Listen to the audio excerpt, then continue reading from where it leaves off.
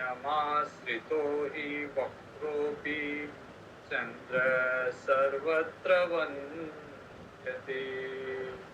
सीताराम गुणग्राम पुण्यारण्य विहारिणो वन्दे विशुद्ध विज्ञानो कवीश्वर कपीश्वरो।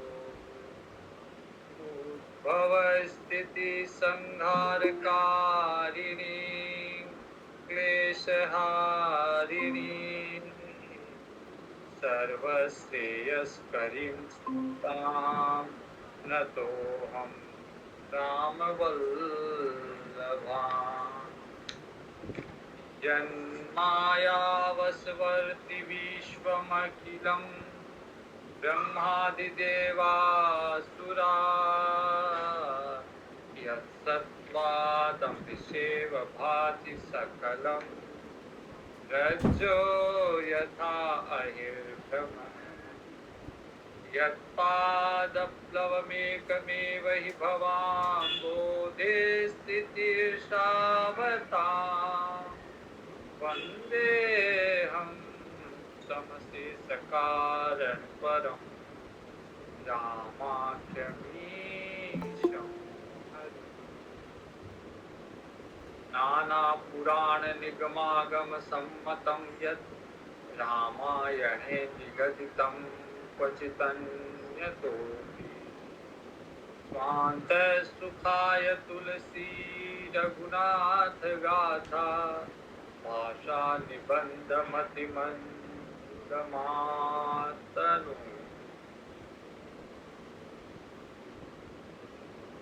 आज हम किष्किंधा कांड प्रारंभ करेंगे। श्री रामचंद्र चरित्रमानस में किष्किंधा कांड एक बहुत ही सुंदर कांड है, बहुत सुंदर अध्याय है, जिसमें भगवान सबसे पहले हनुमान जी से मिलते हैं। तो किष्किंधा कांड का प्रारंभ यहीं से होता है कि जब सबसे पहले भगवान श्री राम जी हनुमान जी से मिलते हैं। तो ऋष्यमुख पर्वत है जहाँ पे सुग्रीव रहा करता था, और ऋष्यमुख पर्वत को मर्तक सुग्रीव बाली को मर्तंग ऋषि का श्राप था कि बाली कभी इस ऋष्यमुख पर्वत पे नहीं आ सकता। सुग्रीव और बाली दो भाई है, दोनों वानर राज है। बाली वानर राज है, भी सुग्रीव बाली के डर से इस ऋष्यमुख पर्वत पे रहता है, और हनुमान जी सुग्रीव के सचिव है। तो मर्तंग ऋषि के श्राप के कारण बाली इस पर्वत पे नहीं आ सकता। इसीलिए सुग्रीव को लगता है कि यहाँ वो सुरक्षित है, लेकिन फिर भी अंदर इतना भयग्रस्त सुग्रीव बाली के लिए, अपने भाई के लिए, कि वो हमेशा डरा हुआ सा रहता है। तो जैसे उसने दूर से देखा राम और लक्ष्मण जी आ रहे थे, उसको ये भय लगा, और उसने हनुमान जी, जो कि सुग्रीव के सचिव है, हनुमान जी को भेजा कि जाके पता करके आओ कि ये दो क्षत्रिय बालक जिनके हाथ में धनुष है, बाण है, ये इधर मेरी तरफ क्यों आ रहे हैं। अगर कोई गड़बड़ लगे तो वहीं से मेरे को इशारा करना, मैं ये पर्वत छोड़ के भाग जाऊंगा। अति सभीत कह सुनु हनुमाना, पुरुष जुगल बल रूप निधाना, धरि बटु रूप देखु तेज जाई, कहे सुजानि जिय शयन बुझाई। बटु ब्राह्मण का रूप धर के आप जाइए। अच्छा, हनुमान जी को जब भी दूसरा रूप बनाना होता है, हनुमान जी अधिकतर ब्राह्मण वेश ही बनाते हैं। तो पठिए बाली होई बन मेला, भागो तुरत तुरत तजो यह सेला। अगर बाली की कोई कारस्थानी है, सुग्रीव कहता है, तो मैं ये छोड़ के भाग जाऊंगा यहाँ से। भगवान हनुमान जी सुग्रीव की आज्ञा से विप्र रूप धारण करके भगवान श्री राम जी के पास जाते हैं और पहला संवाद हनुमान जी का और राम जी का।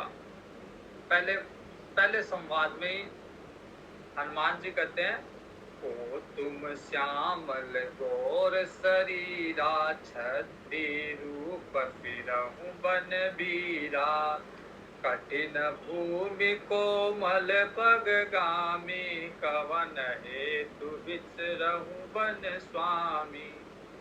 हनुमान जी पूछते हैं कि आप एक श्यामल है और एक गोरे हो, कौन क्षत्रिय रूप में आप कौन घूम रहे हो? और हनुमान जी के अंतर के भाव जागृत हुए और हनुमान जी बिना जाने ही स्वामी शब्द का प्रयोग कर रहे हैं कि हे स्वामी, आप इतने कोमल कोमल आपके चरण हैं और यह भूमि बड़ी कठोर है, कठिन भूमि है, तो आपके पैर इस कठिन भूमि में पड़ रहे हैं। एक सेवक के लिए बड़ी पीड़ा का विषय होता है जब उसका स्वामी, उसका आराध्य किसी कष्ट में हो। तो हनुमान जी को लग रहा बड़े भगवान बड़े कष्ट में हैं। हालांकि हनुमान जी अभी तक पहचान भी नहीं रहे, लेकिन फिर भी अंतर से लग रहा है कि कठिन भूमि जो बड़ी कठिन है और भगवान के चरण बड़े कोमल है।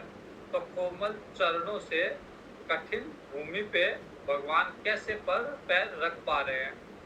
कठिन भूमि कोमल पदगामी, किस लिए आप यहाँ पे घूम रहे हो? मृदुल मनोहर सुंदर गाता, सहज सह बन आतप बाता। आपका शरीर बड़ा कोमल है, वन की इतनी कठिनाई, ये इतनी धूप किस लिए सहन कर रहे हो? कि तुम तीन देहु महु को, क्या आप ब्रह्मा विष्णु महेश में से कोई हो या नर नारायण? नर नारायण की तुम दो, या फिर आप साक्षात पर ब्रह्म ही अवतार लेके आए हो। जग कारण तारण भव, भंजन धरनी भार, कि तुम अखिल भुवन पति, लीन मनुज अवतार।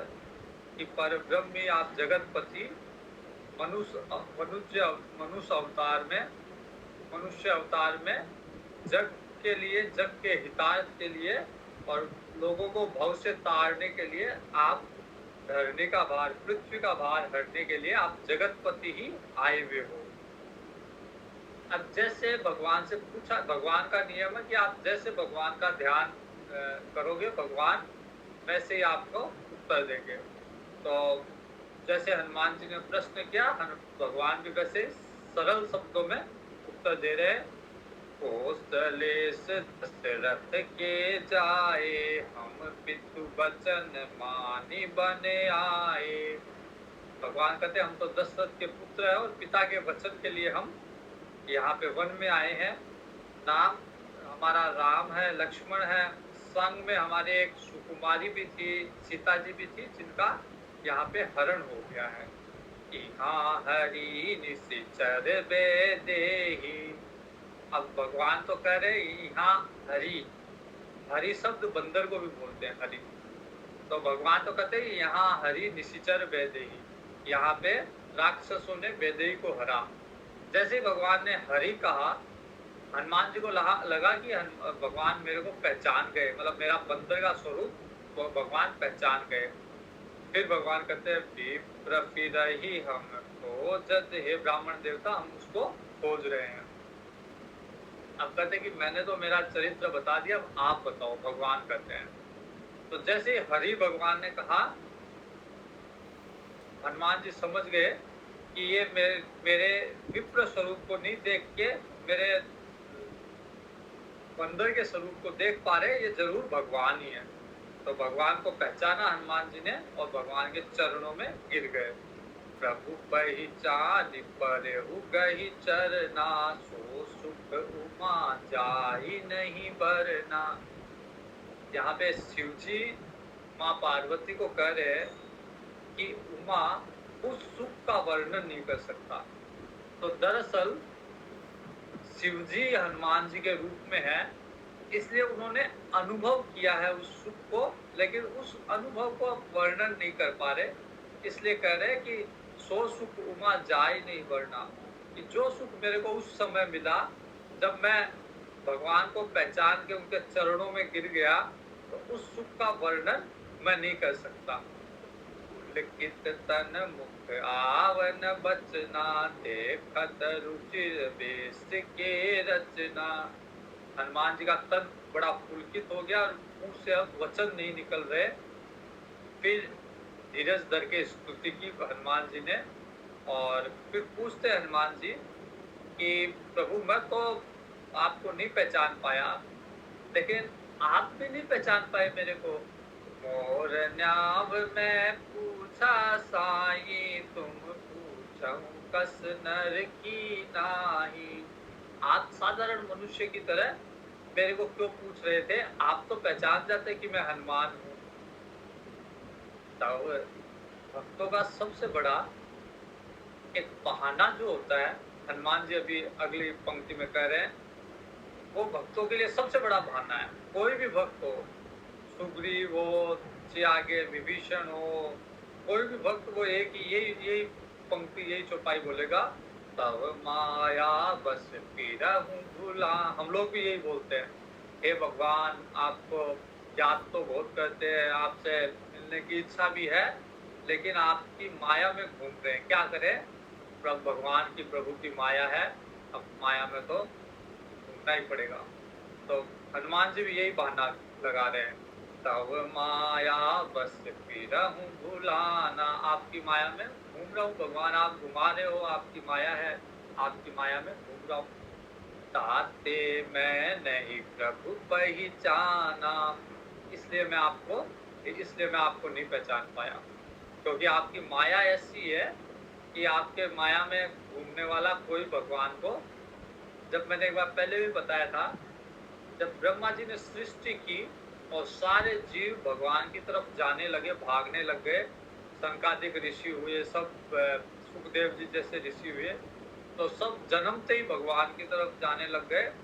तो ब्रह्मा जी के आग्रह पर भगवान ने अपने और जीव के बीच में माया का पर्दा डाल दिया और कहा जब तक ये माया का पर्दा रहेगा कोई मुझ तक नहीं आ पाएगा।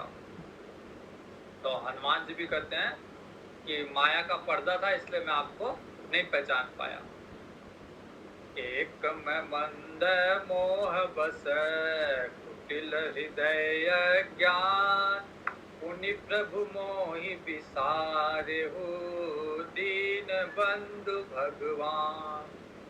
हनुमान जी कहते हैं एक तो पहले ही मैं मंद हूँ, मोह के बस हूँ, कुटिल हृदय हूँ, अज्ञानी हूँ, फिर आपने मेरा साथ छोड़ दिया तो मैं कैसे आपको पहचान पाता। ये हालांकि बहुत अवगुण है मेरे में, लेकिन नाथ जीव तब माया मोहा, सो निस्तरई तुम्हें छोहा। आपकी माया से मोहित इस जीव वही माया को छोड़ पाता है जिस पे आप कृपा करो। तापर मैं रघुवीर दोहाई, जाने नहीं कछु भजन उपाई। फिर हनुमान जी कहते हैं मैं सत्य आपकी सौगंध खा के कहता हूँ, कोई भजन नहीं जानता।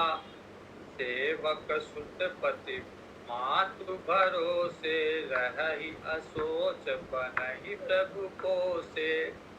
जैसे सेवक अपने मालिक के भरोसे और पुत्र अपनी माँ के भरोसे जैसे रहता है, वैसे बस मैं तो केवल आपके भरोसे हूँ, बाकी कोई भक्ति ज्ञान वैराग्य ये कुछ नहीं जानता, बस एक आपका आसरा, एक आपका भरोसा। ऐसा करके हनुमान जी फिर चरणों में गिर गए। तब रघुपति उठाई उर लावा, निज लोचन चल सींच जुड़ावा।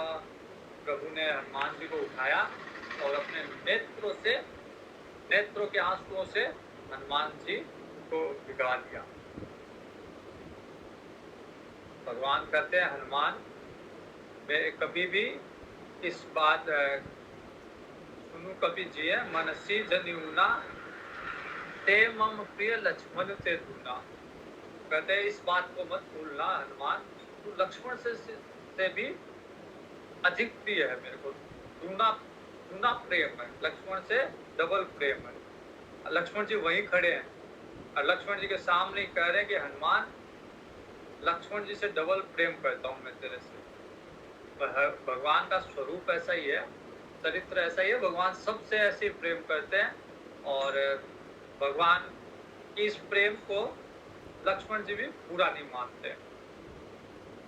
भगवान कहते हैं कि समदर्शी हूं वैसे तो मैं, सब में समान दृष्टि, सब मेरे ही उपजाए हुए मेरे ही बनाए हुए प्राणी हैं, लेकिन फिर भी जो सेवक अनन्य गति जिसमें मेरे प्रति हो वो मेरे को अधिक प्रिय है। अब गीता जी में बहुत बार अनन्य शब्द का प्रयोग हुआ है, अनन्य भक्ति, अनन्य प्रेम, अनन्य भक्ति, लेकिन वहां पे कहीं पे भी अनन्यता की परिभाषा नहीं है कि अनन्य क्या है। भगवान 12वें अध्याय में कहते हैं अनन्य जो भक्त होता है उसके लिए तेसाम अहम समुद्धरता मृत्यु संसार सागरात, कि जो मेरा अनन्य भक्त होगा, अनन्य चिंतयन्तो माम, जो मेरी अनन्य चिंतन करेगा उसका तेसाम अहम समुद्धरता, उसको मैं संसार सागर से उसका उद्धार मैं कर दूंगा। तो यहाँ वहां पे परिभाषा नहीं है, यहाँ पे परिभाषा है अनन्यता की। अनन्य कौन होता है? भगवान कहते हैं तो अनन्य जाके असी मति न टरई हनुमंत, मैं सेवक सचराचर रूप स्वामी भगवंत। भगवान कहते हैं हनुमान अनन्य वो है जिसकी ये दृढ़ मति हो, जिसकी ये दृढ़ मति हो कि मैं सेवक हूं और ये सचराचर, ये जो चराचर विश्व है ये मेरे स्वामी का रूप है। तो जो पूरे विश्व को, पूरी सृष्टि को अपने स्वामी का रूप माने, भगवान का ही रूप माने पूरे संसार को और उसकी सेवा करे, जो भी मैं सेवक, अपने आप को सेवक माने और पूरे संसार को अपना स्वामी माने, भगवान का रूप माने और उसकी सेवा करे, वो भगवान का अनन्य भक्त है। तो ऐसा अगर कोई भक्त हो जो सारे संसार में भगवान के दर्शन करे, भगवान को, सारा संसार को भगवान का रूप माने और उसकी सेवा करे, वो भगवान का अनन्य भक्त। और भगवान कहते हैं ऐसे भक्तों को मैं उद्धार कर दूंगा। हालांकि समदर्शी हूं, लेकिन ऐसा कोई भक्त होगा तो उसके लिए मैं अपने नियम तोड़ दूंगा। देखि पवन सुत पति अनुकूला, हृदय हरस भीति सब। हनुमान जी के सारे दुख तकलीफ दूर हो गए जब भगवान को अपने अनुरूप देखा। फिर हनुमान जी ने बताया कि मैं सुग्रीव का दास हूँ और आपकी मैं मैत्री कराऊंगा सुग्रीव से। ते ही सन्नाथ मैत्री कीजिए, दीन चानि ते ही अभय करीजिए, कि आपकी मैत्री, आप उससे मैत्री करिए और उसको अभय दान दीजिए। वो अभी डरा हुआ है, मेरा स्वामी सुग्रीव अभी डरा हुआ है, उसको अभय प्रदान कीजिए। सो सीता कर खोज कराही, जह तह मरकट कोटि बठाई। तो वो सीता की खोज कराएंगे और जहां तहां सारे वानरों को भेज के सीता जी की खोज में आपकी सहायता करेंगे। अब हनुमान जी ने राम लक्ष्मण को दोनों कंधों पे बिठाया, अपनी पीठ पे बिठा के सुग्रीव के पास ले आए। सुग्रीव मिलता है भगवान से और हनुमान जी सुग्रीव और राम जी के बीच में मित्रता कराते थे अग्नि की साक्षी से। तब हनुमंत उभय दिशि की सब कथा सुनाई, पावक साखी देहि करी जोरी प्रीति दृढ़ाई। हनुमान जी दोनों तरफ राम जी की सारी बात सुग्रीव को, सुग्रीव की सारी बात राम जी को बता के और दोनों में मैत्री कराते हैं अग्नि की साक्षी से। ये मैत्री सुग्रीव और राम जी की हनुमान जी की कराई हुई है, इसलिए टूटेगी नहीं। आगे हम देखेंगे एक अवसर ऐसा आएगा कि राम जी को क्रोध आएगा, लक्ष्मण जी को क्रोध आएगा, लेकिन मैत्री नहीं टूटेगी क्योंकि ये हनुमान जी की कराई हुई है। यहाँ पे कथा आगे बढ़े उसके पहले थोड़ा मैं बता दूं आपको। सुग्रीव जो है वो है जीव और बाली है वो है अहंकार। तो जीव और अहंकार दोनों एक जैसे लगते हैं, जुड़वा भाई की तरह। जीव जैसा होता है अहंकार वैसा ही होता है। तो जीव और अहंकार दोनों जुड़वा भाई है। भगवान कहते हैं, आगे कथा में आएगा, भगवान कहते हैं कि मैं भी नहीं पहचान पा रहा कौन सा जीव है कौन सा अहंकार है, दोनों एकदम एक जैसे लगते हैं। और जब जीव भगवान से मैत्री कर लेता है, और वो मैत्री भी जीव अपने बल पे नहीं, हनुमान जी जैसे संत के, जब हनुमान जी जैसे संत के द्वारा जीव की मैत्री ईश्वर से हो जाती है, तो फिर ईश्वर उस अहंकार का नाश करता है। कीन प्रीति कछु बीच न राखा। तो सब तरह से मैत्री कर ली। और अब हनुमान सुग्रीव से भगवान पूछते हैं कि सुग्रीव बता तेरे क्या कष्ट है, तेरे बारे में बता। सुग्रीव ने सारी बात बताई और फिर सुग्रीव ने कहा कि एक बार मैं यहाँ पे बैठा था, ऊपर से आसमान से उड़न खटोले में रावण किसी स्त्री को ले जा रहा था और उसने कुछ वस्त्र डाले हैं, हो सकता है वो माँ जानकी के वस्त्र हो, माँ जानकी को ले जा रहा हो, तो वस्त्र लाके दिखाए, माता जानकी के वस्त्र।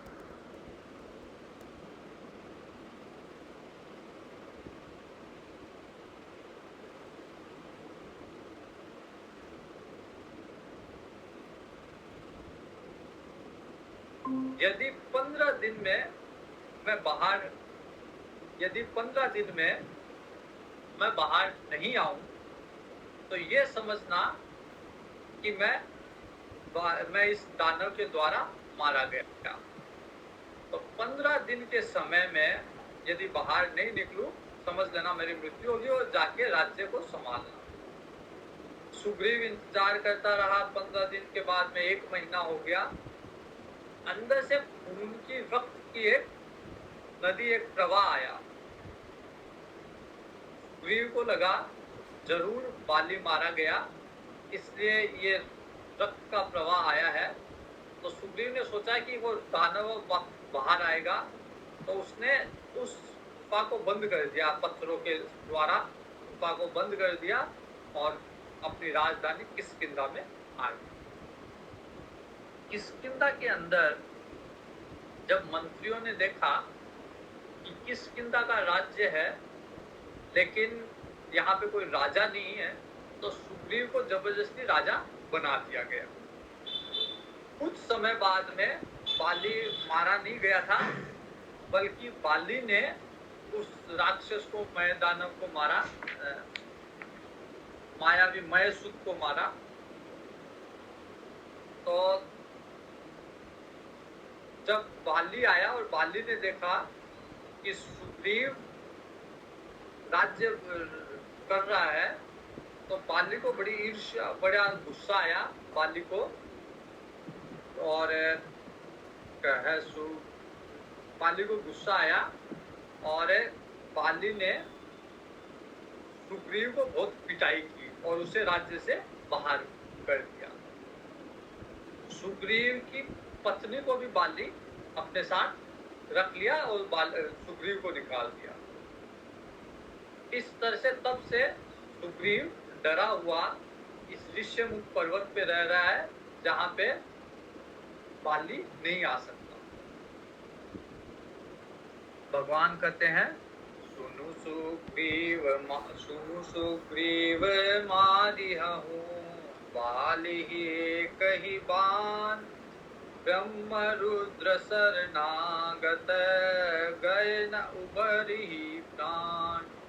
कहते सुग्रीव चिंता मत कर, उस बाली को तो मैं एक ही बाण में मार दूंगा।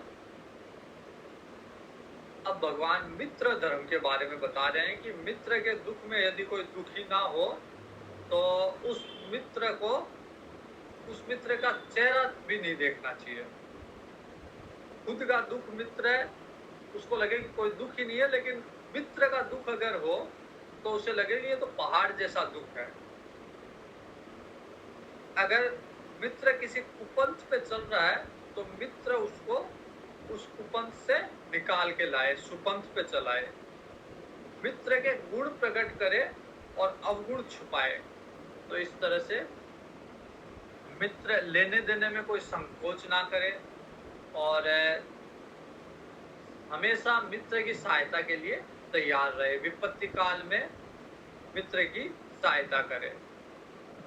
आगे कह मृदु वचन बनाई, पाछे अनहित मन कुटिलाई। और यदि कोई ऐसा मित्र है जो आगे बढ़ाई करता है, पीछे से बुराई करता है या मित्र का बुरा करता है, तो ऐसे मित्र का तो मुंह भी नहीं देखना चाहिए। सेवक सट निप कृपन कुनारी, कपटी मित्र शूल समचारी। तो ये चार लोग शूल की तरह होते हैं। मूर्ख नौकर, कंजूस राजा और दुराचारी स्त्री और कपटी मित्र, इनसे कभी भी इनसे दूर ही रहना चाहिए। कह सुग्रीव सुनो। सुग्रीव को लेकिन फिर भी भरोसा नहीं हो रहा था भगवान पे। जैसे जीव जल्दी से भगवान पे भरोसा नहीं करता, वैसे सुग्रीव भी जल्दी से भगवान पे भरोसा नहीं कर रहा। और कहते हैं कि सुग्रीव ने एक राक्षस, दुमदुबी नाम का राक्षस था, उसकी अस्थियों का समूह था। तो सुग्रीव ने दिखाया कि अगर इसको आप ढहा दो तो फिर मैं मान जाऊंगा आप में बल है जो बाली से लड़ सको। अन्यथा बाली इतना बलवान है कि हर कोई उससे लड़ नहीं सकता। भगवान ने बिना ही प्रयास से उसको ढहा दिया। बाली भी उसको, इस दुमदुबी नामक राक्षस की अस्थि को नहीं हटा पाता था। इतना भारी दुमदुबी था। देखी अमित बल बाढ़ी प्रीति, बाली बधव इन भई पर दीति। अब सुग्रीव को लगने लगा कि जरूर राम जी बाली को मार सकते हैं, क्योंकि उन्होंने दुमदुबी की अस्थि ढहा दी। उपजा ज्ञान वचन तब, अब क्योंकि विश्वास हुआ थोड़ा बहुत, तो फिर वैराग्यपूर्ण वचन बोलने लगा बाली सुग्रीव। तो जीव को भी जब थोड़ा सा विश्वास होता है तो फिर वो भगवान के प्रति आकर्षण होता है और उसको लगता है कि अब तो सब कुछ समर्पित करके भगवान की तरफ चला जाऊं। ये लगता है, केवल जान नहीं पाता। अब सुग्रीव भी जैसे बोल रहा है, सुख संपत्ति परिवार बढ़ाई, सब परिहरि करिहूं सेवकाई। सुग्रीव कहता भगवान मैं अपना परिवार, सुख संपत्ति सब छोड़ दूंगा, सब छोड़ के और आपकी सेवकाई में बस लग जाऊंगा। जीव हम लोग कितनी बार ये बात बोल जाते हैं कि सब छोड़ देंगे, सब छोड़ के। कई लोग जीवन भर बोलते हैं ये बात कि बस थोड़ा सा कर्तव्य, बेटे बच्चों की शादी करते, फिर सब छोड़ देंगे, सब छोड़ के अपना बैठ के भजन करेंगे, किसी आश्रम में चल जाएंगे। जिंदगी भर बोलते हैं, लेकिन जब बुढ़ापा आता है, जब वो समय आता है, तब फिर वो पीछे हट जाते हैं। तो सुग्रीव भी कह रहा है कि प्रभु मैं सारी सुख संपत्ति मान बढ़ाई, ये सब राम भक्ति के बाधक, ये सब आपकी भक्ति में बाधक है, सबको छोड़ दूंगा। शत्रु और मुनि लोग कहते हैं, शत्रु मित्र सुख दुख जग माही, माया कृत परमारथ नाही। शत्रु मित्र सुख दुख ये संसार में माया से बने हुए, इसमें कोई सत्यता नहीं है, कोई परमार्थ नहीं है। तो क्यों फालतू में इनके पीछे समय बिताना, कोई किसी को शत्रु बनाना, किसी को मित्र बनाना, कभी सुख कभी दुख है तो सब माया। सुख भी है तो वो है तो माया, इसलिए इन सबको मैं त्याग दूंगा और आपकी भक्ति करूंगा।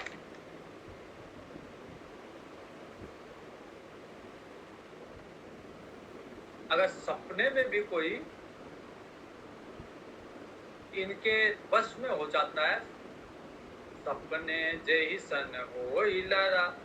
अच्छा ये दो लग, तो अब सुग्रीव करता है, अब प्रभु कृपा करहूं यही बाती, सब तजी भजन करो दिन राती। सुग्रीव कहता है कि भगवान अब ऐसी कृपा कर दो कि सब छोड़ दूं मैं, मित्र शत्रु नारी धन राज्य सब छोड़ के सिर्फ केवल और केवल आपकी भक्ति करूं। सब अब प्रभु कृपा करहूं यही भांति। भगवान इस तरह से कृपा करो, सब छोड़ के भजन करहूं, सब तजी भजन करहूं दिन राती। सब छोड़ के दिन रात आपका भजन, और कोई काम नहीं, बाकी सब छोड़ दूं, आपका दिन रात भजन करूं। जैसे सुग्रीव की वैराग्यपूर्ण बातें सुनी, भगवान हंसते मुस्कुराते हैं। भगवान सोचते हैं मन में, ये अभी नादान जीव, इसको पता नहीं कि मेरी माया कितनी प्रबल है, मेरी माया कितनी प्रबल है, बड़ों बड़ों का वैराग्य उड़ा के ले जाती है मेरी माया। तो ये तो एक नादान सा जीव है। इस भगवान कुछ बोलते नहीं है लेकिन मुस्कुराते हैं। तो भगवान की हंसी में भी एक माया छिपी रहती है। भगवान की हंसी माया है का स्वरूप है। तो भगवान जब हंसते हैं, इसका मतलब भगवान फिर कोई माया करने वाले हैं। और जैसे भगवान हंसे, गीता जी में भी जब अर्जुन कहता है कि भगवान मैं युद्ध नहीं करूंगा, मैं इस हिंसा को नहीं करूंगा, तो भगवान हंसते हैं। भगवान समझ जाते हैं कि ये अभी वैराग्यपूर्ण, ये शमशानी वैराग्य, क्षणिक वैराग्य की बातें हो रही है, इसमें अभी उतना बल नहीं है कि ये छोड़ सके। तो भगवान हंसते हैं, नट मर कट इव सबहि नचावत, राम खगेश वेद यस गावत। गरुड़ जी को बोल रहे हैं कागभूषण जी कि भगवान सबको कठपुतली की तरह, नट बंदर की तरह सबको नचाते हैं। नट को जैसे नचाते हैं, बंदर को जैसे नचाते हैं, भगवान वैसे सबको नचा रहे हैं। इसलिए लोग वैराग्य की बातें कर लेते हैं, लेकिन आगे माया क्या करने वाली है उनको पता नहीं। भगवान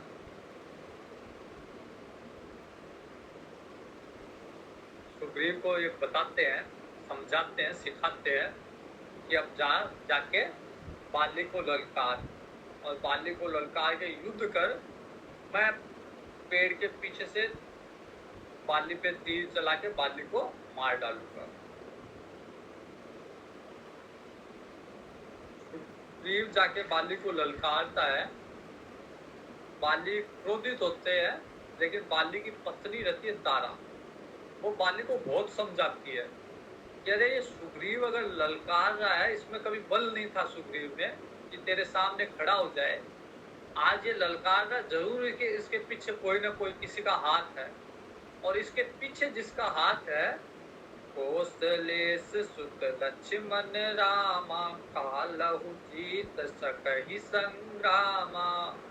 वो राम लक्ष्मण दशरथ के पुत्र है, और वो काल को भी जीत सकते हैं युद्ध में। बाली कहता है कि देख, सबसे पहले तो भगवान अगर है तो भगवान समदर्शी है। तो अगर भगवान के हाथों मारा जाऊं तो इससे अच्छी तो कोई बात ही नहीं होगी, और अगर भगवान नहीं है तो फिर मैं जीत ही लूंगा। तो ऐसा अभिमान लेके सुग्रीव को सुग्रीव के पास आया बाली और आपस में खूब भिड़े दोनों, और बाली ने खूब मारा सुग्रीव। सुग्रीव को लगा था भगवान आएंगे सहायता करेंगे, लेकिन भगवान नहीं आए और बाली से सुग्रीव का युद्ध भयंकर। तो जीव और अहंकार का भी जब मल्ल युद्ध होता है तो अहंकार जीव पे बहुत प्रहार करता है, जीव को बहुत मारता है, पीटता है अहंकार, और भगवान पिटवाते हैं। अहंकार के द्वारा जीव को पिटवाते हैं, उसकी धुलाई करवाते हैं ताकि वो स्वच्छ हो सके, ताकि वो निर्मल हो सके। मैं जो भगवान के पास आया सुग्रीव की पिता के बाली से, भगवान ने जैसे स्पर्श किया उसका सारा दर्द चला गया। सुग्रीव कहता भगवान खूब पिटवाया आपने, मैंने कहा था ना ये मेरा भाई नहीं है, ये मेरा काल है। अब मैं तो बच गया तैसे करके, वरना आज तो मेरा अंतिम समय था। भगवान कहते करूं क्या मैं, तुम दोनों एक जैसे लगते हो, जुड़वा भाई रह गए। तो जीव और अहंकार दोनों एक जैसे लगते हैं। भगवान कहते एक जैसे हो इसलिए मैं भी नहीं पहचान पाया। अब मैं एक काम करता हूँ, तेरे गले में एक माला डाल देता हूँ ताकि मैं पहचान जाऊं, कहीं गलती से तेरे को ही तो नहीं मार दूं। तो इसलिए मैं ताकि पहचान जाऊं कि तू कौन है और तेरा भाई कौन है।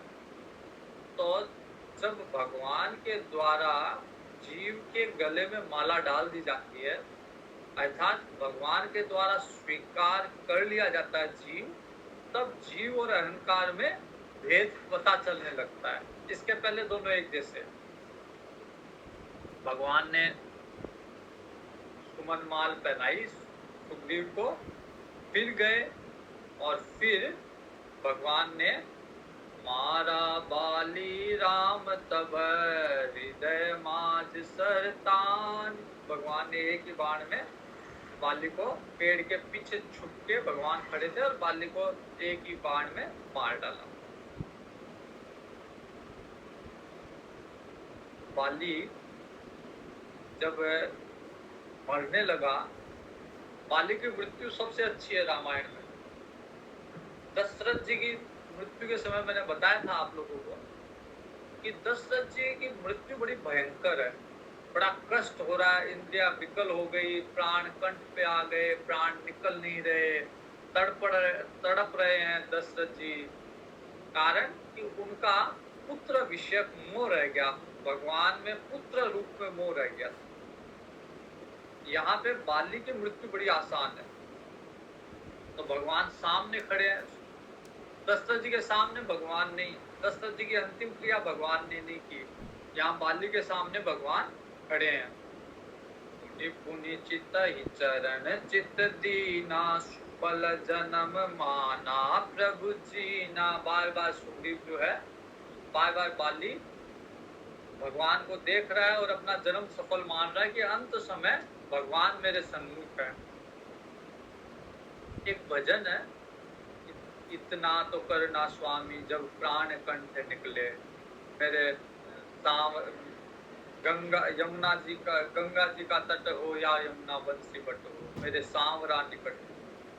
तो जब अंत समय में बड़े बड़े ऋषि मुनि इस तरह की मृत्यु चाहते हैं कि अंत समय में भगवान निकट हो, तो आज बाली की मृत्यु है और भगवान निकट है। भगवान को पहचान भी गया बाली। हृदय प्रीति, अब हृदय में तो प्रीति है भगवान को देख के, हृदय में प्रेम है, लेकिन ऊपर से स्वभाव थोड़ा कठोर अभी भी बाली का है, तो वचन थोड़े कठोर है। तो भगवान से शिकायत कर रहा बाली, धर्म हेतु अवतरे हु गोसाई, मारे मोहि व्याध की नाई। कि धर्म के लिए आपने अवतार लिया, कुछ अच्छे काम करो, धर्म के काम करो। मेरे को आपने छिपके एक शिकारी की तरह मारा है, ये क्या धर्म है आपका? मैं तेरी सुग्रीव पियारा, अवगुण कवन नाथ मोहि मारा। मेरे दोस्त तो बताओ, मेरा क्या गुण था ये तो बताओ कि मेरे को मार दिया एक शिकारी की तरह, छुप के मार दिया। मैं तो दुश्मन हो गया, सुग्रीव आपका दोस्त हो गया। तो ऐसा ऐसा मैंने क्या आपका बुरा किया है? ऐसा कौन सा मेरा अवगुण है जिसके कारण आपने सुग्रीव से मित्रता की और मेरे से दुश्मनी की? बाली यहाँ पे नहीं है, लेकिन बाली ने सोचा होगा कि अरे भाई, अगर सीता जी की खोज करवानी थी तो मेरे पास आ जाते। रावण को तो बाली ने 6 महीने अपने काख में रखा था। तो अगर भगवान का उद्देश्य केवल इतना ही होता सीता जी की खोज करवानी, तो भगवान भी शायद बाली के पास आते, बलिष्ठ के पास ज्यादा जाते हैं। लेकिन भगवान का उद्देश्य वो नहीं था। भगवान तो स्वयं सारे काम करने में समर्थ है, लेकिन क्योंकि बाली ने सुग्रीव के प्रति अत्याचार किए थे, सुग्रीव की पत्नी को जबरदस्ती ले गया था, इसलिए भगवान ने सुग्रीव का साथ दिया। जो पीड़ित पक्ष है, भगवान उसके साथ खड़े हैं। तो भगवान कहते हैं, कारण बताते हैं। जब वो कारण पूछ ही रहा है तो भगवान बताते हैं, अनुज बधु भगनी सुत नारी, सुन सठ कन्या सम ये चारी। छोटे भाई की पत्नी, बहन और बेटे की पत्नी, कन्या, अपनी खुद की कन्या, ये समान होती है। तो इनमें कोई अगर कुदृष्टि डालता है तो फिर वो वध के लायक है। ताहि बधे कछु पाप न होई, उनको मारने में कोई पाप नहीं है। इसलिए मैंने भी इसलिए मारा क्योंकि तूने तेरे छोटे भाई की पत्नी को तू हर के ले गया था। मूढ़ तो ही अतिशय, और तेरे में अभिमान कितना है? बाली को कहते हैं, तेरे में अभिमान कितना है? तेरी पत्नी तारा ने तेरे को समझाया था कि ये भगवान है, मनुष्य नहीं है, भगवान है। तुमने सुना ही नहीं तेरे अभिमान के कारण। तेरे को पता था कि सुग्रीव का साथ मैं दे रहा हूँ, फिर भी तू आ गया लड़ने के लिए। अब भगवान की जब ये बात सुनी तो बाली का भी गुस्सा शांत हुआ, वचन कठोर नहीं रहे उसके। अब कहता है कि भगवान, नहु राम स्वामी सन, चलन चातुरी मोर, प्रभु अजहू मैं पापी, अंत काल गति तोर। बाली कहता, भगवान आप मेरे को कह रहे हो पापी है, पापी है, अंत समय में आप सन्मुख खड़े हो और फिर भी आप कहते हो मैं पापी हूँ, तो ऐसा कैसे हो सकता है? बड़े बड़े ऋषि मुनियों के, अपने पिताजी के सन्मुख आप नहीं रहे अंतकाल में, और मेरे सामने आप खड़े हो जब मैं प्राण निकाल रहा हूँ, मेरा अंत समय है, तब आप मेरे सन्मुख हो और फिर मेरे को कह रहे हो पापी है, तो मैं पापी कैसे हो सकता हूँ? भगवान को भी लगा कि राम अति कोमल, जैसे पहले वो कठोर था तो भगवान भी कठोर। तो भगवान का ये नियम है, जैसा आप भगवान के प्रति, जिनकी रही भावना जैसी, प्रभु मूरत दिन देखई तैसी। जैसी आपकी भावना होगी, आपको भगवान वैसे दिखेंगे। तो जब बाली का मन कठोर था, बाली के शब्द कठोर थे, तो भगवान भी कठोर। अब बाली नरम है तो भगवान भी एकदम नरम हो जाएंगे। तो भगवान कहते हैं, सुनत राम अति कोमल बानी। जब भगवान ने बाली की कोमल बानी सुनी तो बाली का शीश भगवान ने अपने हाथों से हाथ रखा बाली के शीश पे। अब भगवान कहते हैं, प्राण रख दूं तेरे, अचल कर दूं तेरे को, अचल करो तनु राखे हूँ प्राणा, बालिका सुन कृपा निधाना। बाली कहते हैं कि भगवान, लोग जन्म जन्म तक ये यत्न करते हैं कि अंत समय आपके दर्शन हो। जन्म जन्म मुनि जतन कराही, अंत राम कहियावत नाही। सारे भजन, सारे भगवान की भक्ति, कथा, भागवत ये इसीलिए है ताकि अंत समय में भगवान का कम से कम भगवान के दर्शन नहीं तो भगवान का नाम मुख पे आए। तो सारा ये उपक्रम, सारी तपस्या, सारा ये परिश्रम इसीलिए है। तो बाली कथा बड़े-बड़े ऋषि मुनि इसीलिए ये सारा तपस्या करते हैं, सारा ज्ञान, विज्ञान ये सब इसीलिए करते हैं ताकि अंत समय आपका नाम भी आ जाए और आपके नाम के बल पे ही भगवान शिव जो है काशी में सबको मुक्ति प्रदान करते हैं। जासु नाम बल शंकर काशी देत सबई समगति अविनाशी। आप मेरे स्वयं, आपका नाम नहीं, आप स्वयं मेरे सन्मुख हो। मम लोचन गोचर सोई आवा बहुत की प्रभु अस बने ही बनावा। ऐसे अवसर क्या बार बार आते हैं? तो ऐसे अवसर कहते हैं ना, सोमवती मावस अब तो बार बार कलयुग में आती है लेकिन बड़ी दुर्लभ थी। तो सोमवती मावस बार बार नहीं आती, मतलब कुछ अवसर जो है वो बार बार नहीं आते। तो बाली कहता है कि भगवान ऐसे अवसर बार बार नहीं आएंगे, तो आप मेरे सन्मुख रहो। सो नयन गोचर जासु गुण नित नेति कही श्रुति गावही। भगवान जिसका आपका जस नेति नेति करके सारे वेद गाते हैं, सारे ऋषि मुनि प्राणायाम के द्वारा अपने मन को जीत के आप विषयों को निरस करके आप में ध्यान लगाते हैं, फिर भी आप उनके ध्यान में नहीं आते।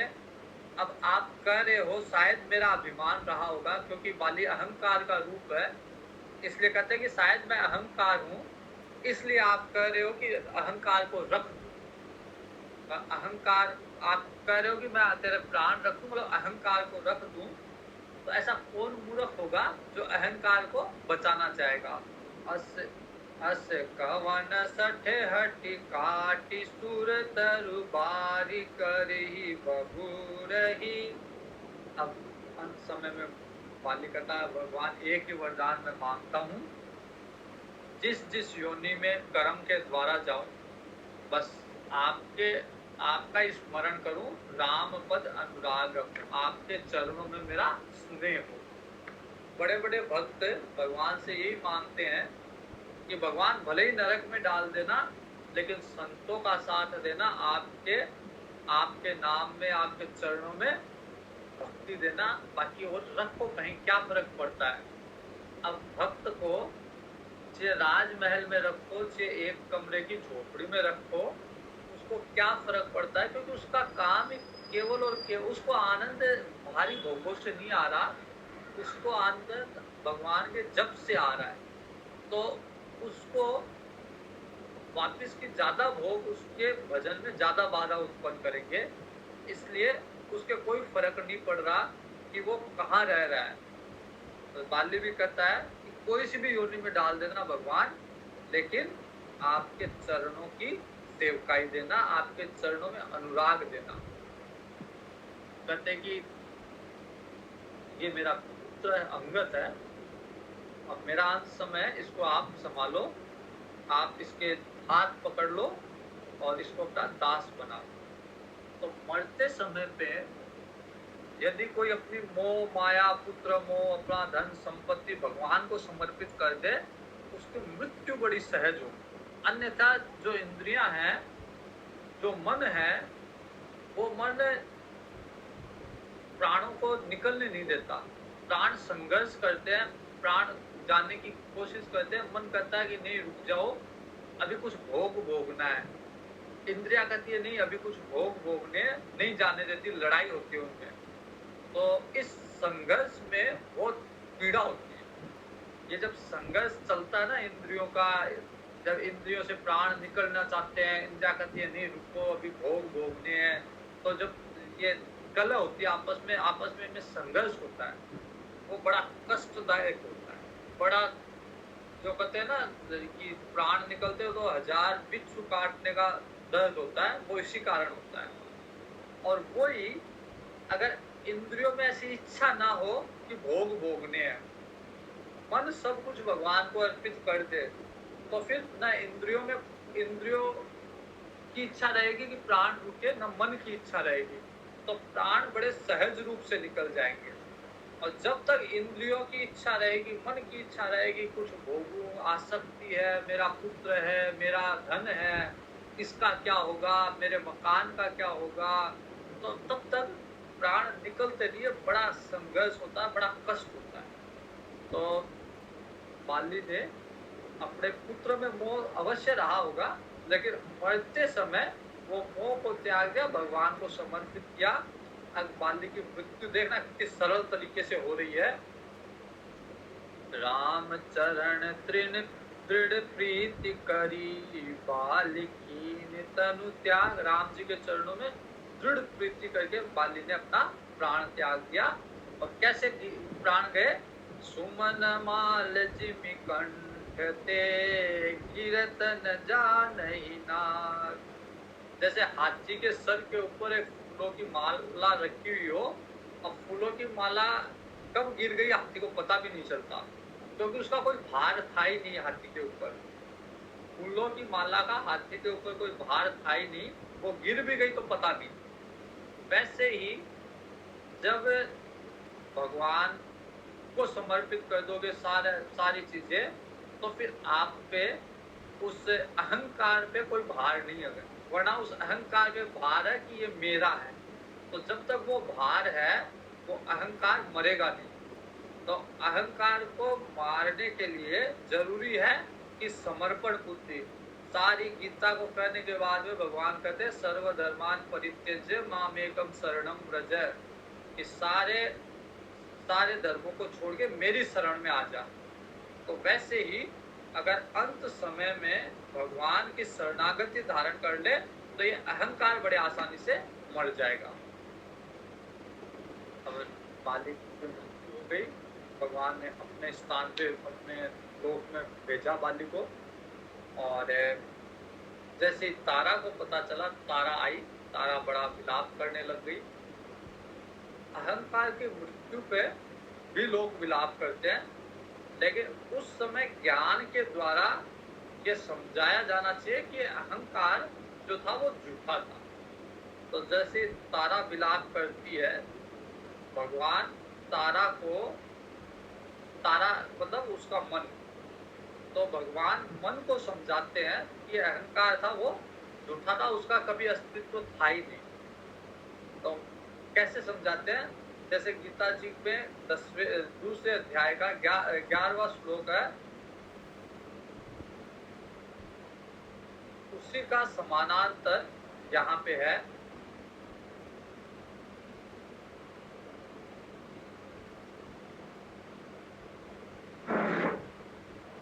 गीता जी का दूसरे अध्याय का 11वां श्लोक है,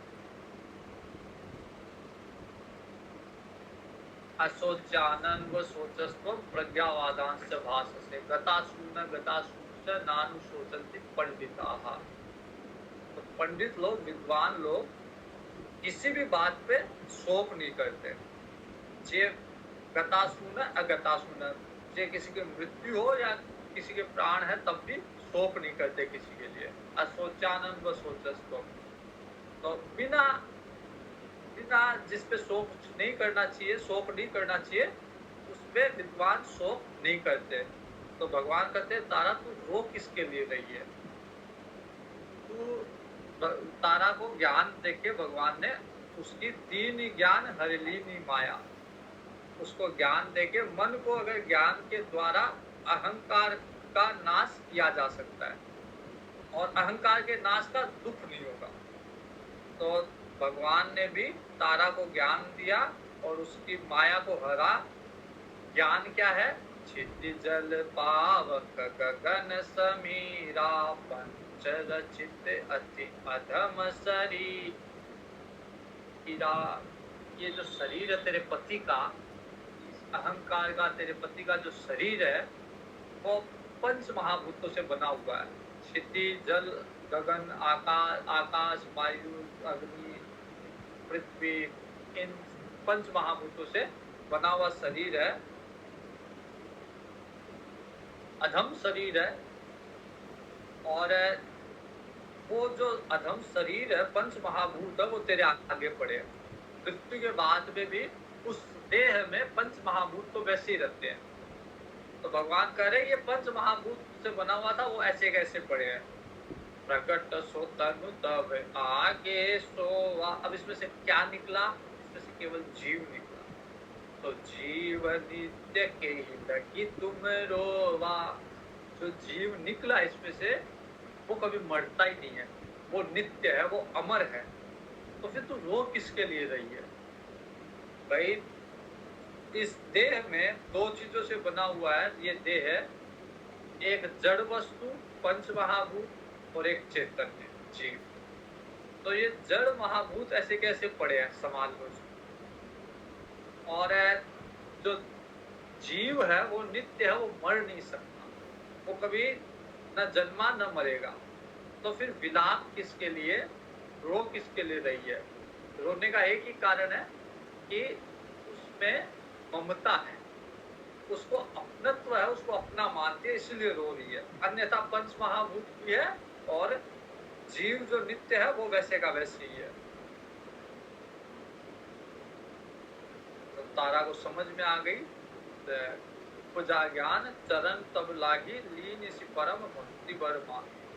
भगवान के चरणों में गिर गई और भक्ति का वरदान तारा ने प्राप्त किया। भगवान शिव कहते हैं पार्वती से, उमा दारु जोशित की नाई सब ही नचावत राम गोसाई। भगवान सबको नचाते हैं, जैसे कठपुतली वाला लकड़ी की गुड़ियाओं को नचाता है। फिर सुग्रीव ने बाली के मृतक कर्म सारे किए और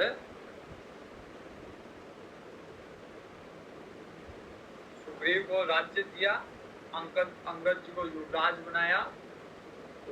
राम समहित जग माही, मात बंधु प्रभु नाही।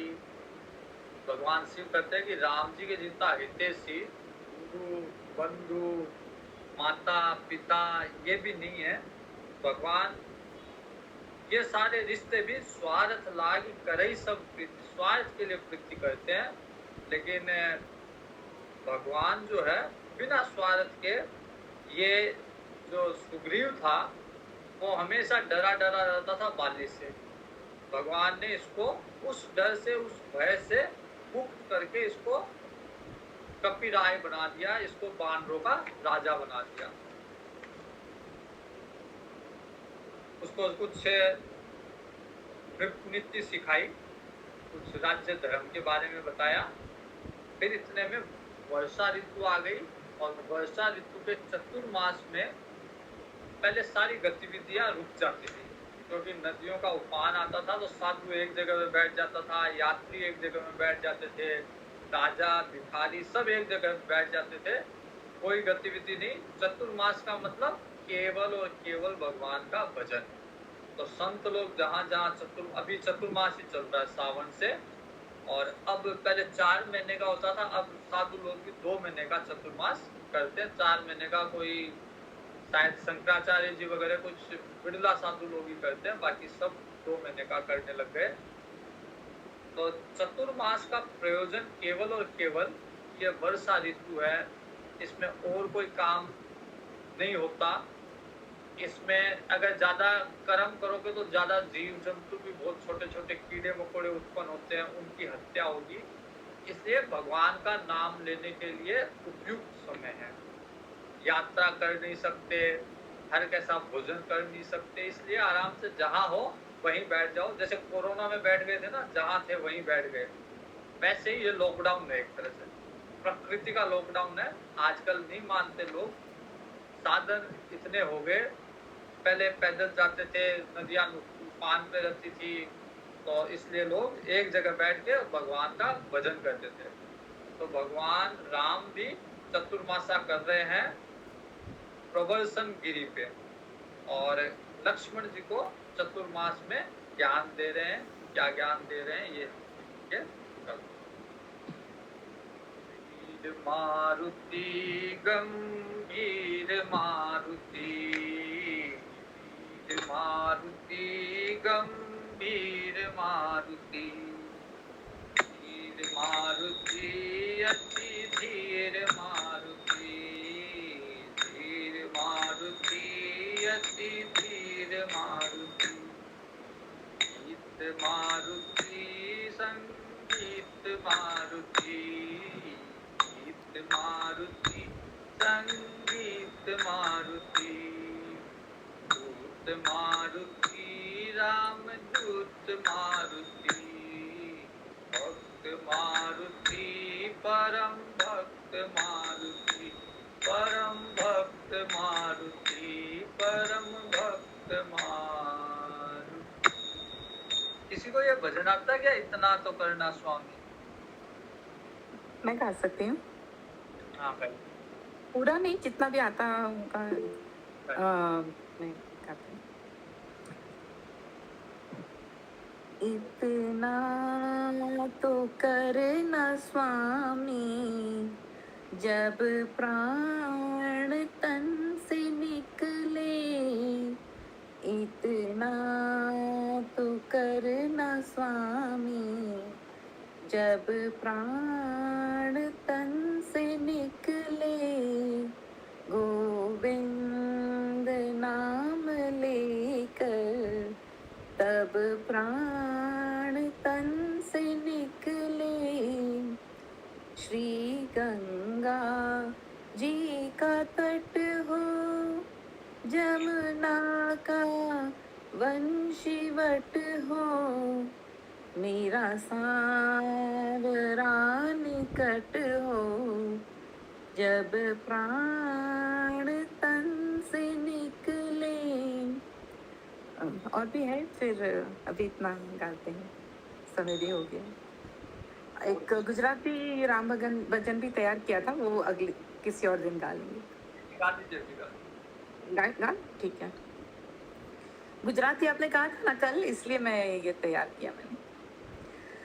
राखो आँखों माँ श्री राम, बीजू काई ना भाड़ो, राखो आँखों माँ श्री राम, बीजू काई ना भाड़ो, कर जो राम केरा काम, झूठी काम ना टाळो, अनंत रूपे रिपुलावे, संगे राग द्वेष ने लावे, विश्वपति ने ए विसरावे, सदमार्गे थी चलित करावे, थईने सद विचारनु बाण, रिपुओने रण मा ढाळो, कर जो राम केरा काम, झूठी काम ना टाळो। धन्यवाद जी। और किसी को गाना है? चलिए, कोई नहीं गा रहा। चलिए, हरिओम। नमस्ते।